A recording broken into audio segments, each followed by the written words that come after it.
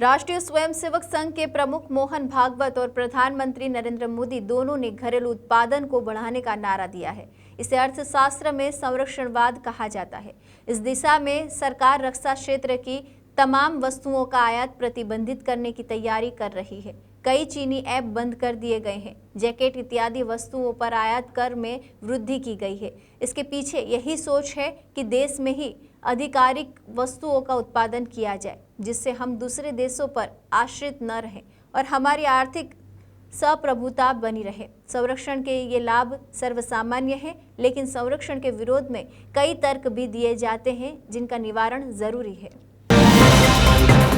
पहला तर्क है कि संरक्षणवाद में उत्पाद के हित पर ध्यान दिया जाता है, न कि उपभोक्ता के हित पर। जैसे यदि हमने जैकेट पर आयात कर बढ़ाया तो देश में जैकेट का दाम बढ़ जाएगा। देसी जैकेट निर्माता अपने माल को महंगा बेचेंगे और उन्हें अधिक लाभ होगा। वही उपभोक्ता को महंगा जैकेट खरीदना पड़ेगा। यह तर्क इस तथ्य को अनदेखा करता है कि उत्पादन से ही कार्य शक्ति बढ़ती है। जैसे यदि हम चीन से जैकेट, बल्ब और कपड़ा इत्यादि सस्ती दरों पर आयात कर लें तो देश के नागरिक क्या बनाएंगे? यदि हम उत्पादन नहीं करेंगे तो अपने लोगों को रोजगार कैसे देंगे? रोजगार नहीं देंगे तो उनके हाथ में कार्यशक्ति की नहीं आएगी, जिससे कि वे उपभोग बढ़ा सकें। इसीलिए उत्पादन और उपभोक्ता का प्रत्यक्ष संबंध है। विषय उत्पादक बनाम उपभोक्ता का नहीं है। ये सही है कि संरक्षणवाद से देश के लोगों को महंगा माल खरीदना होगा, मगर या तो हम आयात करें और घरेलू उत्पादन के अभाव में नागरिकों को भूखा मरने दें, अथवा संरक्षणवाद को अपनाएं, अपने नागरिक को रोजगार उपलब्ध कराएं और उन्हें महंगा माल खरीदने पर विवश भी करें। कुल मिलाकर भूखे मरने की तुलना में महंगी जैकेट खरीदना कहीं बेहतर दिखता है।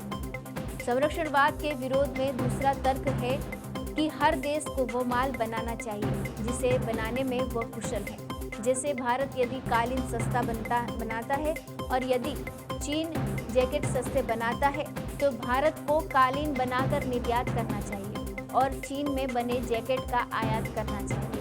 इससे भारत के कालीन निर्माता को अधिक मूल्य मिलेगा और उस बढ़ी हुई आय से वह चीन से निर्मित जैकेट अधिक मात्रा में खरीद सकेगा। ये तर्क भी सही है, लेकिन तीन बातों को नजरअंदाज करता है। पहली बात यह है कि आयात पर निर्भरता में जोखिम जुड़ा है। जैसे कोविड संकट में अथवा तालिबान जैसों द्वारा किसी देश पर कब्जा करने के बाद वहां से आवश्यक वस्तुओं का आयात बंद हो जाता है। इस जोखिम से बचाव के लिए हमें कुछ उपाय करने होंगे। उस उपाय पर आने वाले खर्च को आयातित वस्तु के मूल्य पर जोड़ना चाहिए। जैसे यदि चीन में बना जैकेट हमें 700 रुपये में मिलता है और उस पर 300 रुपये अर्थव्यवस्था के लिए जोखिम का जोड़ ले तो उसकी कीमत 1000 रुपये हो जाएगी। इस प्रकार वह सस्ता नहीं रह जाएगा। घरेलू उत्पादन के और भी लाभ हैं, जैसे दीर्घकाल में उत्पादन से ही हमें आवश्यक तकनीक प्राप्त हो पाती है। देश अपनी रक्षा के लिए सैन्य सामग्री बनाने वाला लगता है। जैसे यदि हम देश के कार बनाने के लिए स्टील का आयात करने लगे तो स्टील बनाने की तकनीक हमें उपलब्ध नहीं होगी और तब हम अपने रक्षा उपकरणों के निर्माण के लिए भी स्टील का उत्पादन नहीं कर पाएंगे। ब्रिटिश अर्थशास्त्री कीन्स का एक विख्यात कथन है कि व्यापार करना अच्छा है, परंतु जरूरत का माल अपने घर में ही बनाना चाहिए। वैसे गैर जरूरी वस्तुओं के आयात में कोई हर्ज नहीं। जैसे स्विस चॉकलेट के आयात में छूट दें, मगर स्टील का उत्पादन घर में ही करें। यदि किसी स्थिति में चॉकलेट का आयात नहीं हुआ तो हमारी अर्थव्यवस्था नहीं चरमराएगी।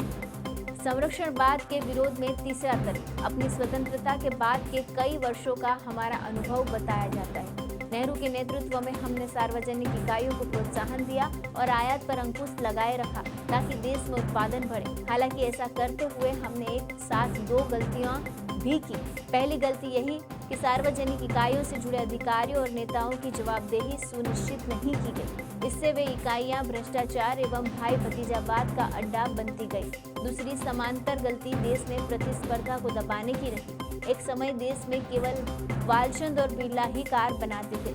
तब टाटा ने भी कार उत्पादन में हाथ आजमाने का प्रयास किया था, लेकिन उन्हें लाइसेंस नहीं दिया गया।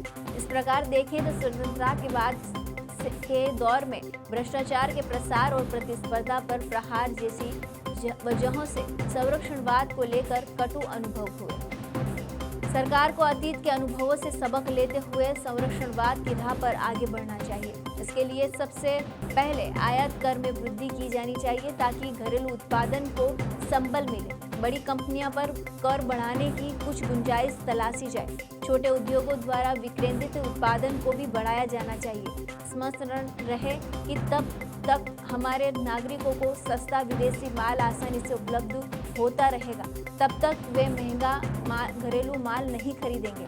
इससे वोकल फॉर लोकल जैसी महत्वाकांक्षी मुहिम परवानगी नहीं कर पाएगी। नागरिकों को महंगे घरेलू माल खरीदने की ओर उन्मुख करना होगा और समझाना होगा कि ऐसा करना क्यों आवश्यक है। साथ ही साथ घरेलू प्रतिस्पर्धा को भी बढ़ाना होगा, जिससे कालांतर में उत्पादों के दाम पर और प्रतिस्पर्धी एवं तार्किक होते जाएंगे। इसी रणनीति से हम चीनी सस्ते माल की सुनामी का भलीभांति सामना कर सकेंगे। आखिर देश में आयातित वस्तुओं के पक्ष में इतनी आवाजें क्यों उठती है? मेरे विचार में इससे बहुराष्ट्रीय कंपनियों के हित पोषित होते हैं। इन कंपनियों में उच्च वर्ग से जुड़े तमाम भारतीय भी कार्यरत होते हैं, इसीलिए उनकी वर्ग चेतना उन्हें देश को विदेशी व्यापार बढ़ाने के लिए प्रेरित करती है। वे अपनी निजी हितों का साधने के लिए भी आयातित माल की वकालत करते हैं। स्पष्ट है कि अगर हम अतीत को गलतियों को न दोहराएं तो संरक्षणवाद मानवांछित परिणाम देने में सक्षम है। इससे भागवत और मोदी की सोच भी फलीभूत हो सकती है।